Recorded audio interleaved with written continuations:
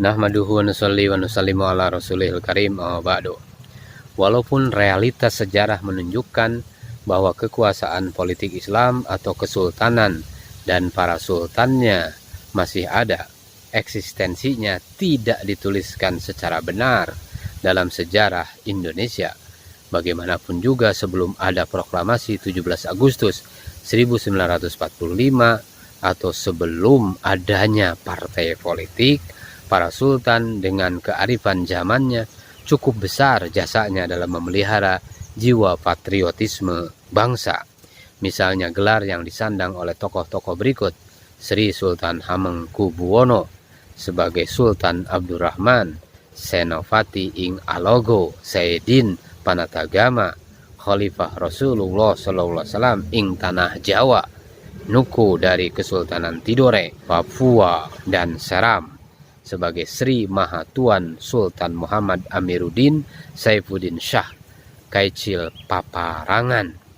Gelar ini memberikan banyak makna dan pengertian, di antaranya upaya mengaplikasikan ajaran Rasulullah SAW di bidang kekuasaan politik Islam kepada masyarakat yang berlatar belakang budaya dan bahasa Jawa, Tidore, Papua, dan Seram. Jika ada tulisan yang menyangkut budaya, anehnya dalam hal ini pun dikatakan produk dari budaya Hindu dan Buddha. Islam dinilai tidak memberikan ajaran budaya, padahal pengaruh gelar kesultanan tersebut diterjemahkan dalam Undang-Undang Dasar 1945, antara lain Khalifah menjadi presiden, Senopati ing Alaga dan Kaicil Paparangan menjadi panglima tertinggi.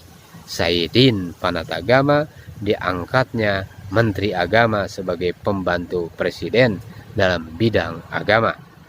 Saudara-saudara sekalian pemerhati daripada channel ini, pengaruh pemikiran Hindu sentrisme dan Buddha sentrisme berkelanjutan pada masa sesudah proklamasi 17 Agustus 1945.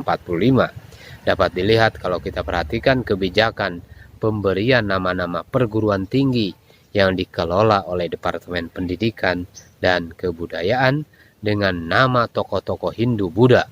Misalnya Universitas Gajah Mada, Universitas Airlangga, Universitas Mula Warman, dibenarkan pula menggunakan nama kerajaan atau kekuasaan politik Hindu atau Buddha: Universitas Pajajaran, Universitas Sriwijaya, Universitas Tanjung Pura.